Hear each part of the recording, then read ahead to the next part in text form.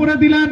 আল্লাহ সুবহানাহু ওয়া তাআলা এতটা খুশি হয়ে যান, জান্নাতের 8টি দরজা আল্লাহ রাব্বুল আলামিন খুলে দেন। ইল্লা ফুতিহাত লাহু আবওয়াবুল জান্নাতি সামানিয়া। আল্লাহর রাসূল বলেন জান্নাতের 8টি দরজা আল্লাহ উন্মুক্ত করে দেন এবং বান্দাকে বলতে থাকেন, ও বান্দা তুমি আমাকে খুশি করার জন্য ওযু করেছো, আমি আল্লাহ খুবই খুশি।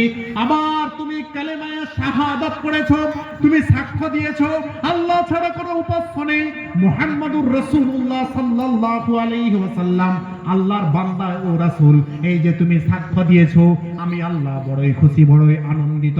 ও আমার বান্দা, আমি খুশি হয়ে জান্নাতের 8টি দরজা খুলে দিয়েছি, তুমি যেই দরজা দিয়ে প্রবেশ করতে চাও তুমি জান্নাতে ঢুকে যাও। সুবহানাল্লাহ বলতে মন চায় না? আল্লাহ কি বলেন? যেই দরজা দিয়ে তুমি ঢুকতে চাও ঢুকে যাও, কেননা তুমি আমাকে খুশি করেছো, আমিও খুশি, তোমার জন্য আমি জান্নাত সাজিয়েছি। সুবহানাল্লাহি ওয়া বিহামদিহি।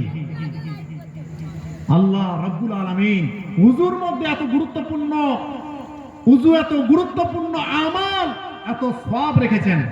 তাহলে ঘুমানোর আগে কি করবে? মেসওয়াক করবে, তারপরে কি করবে?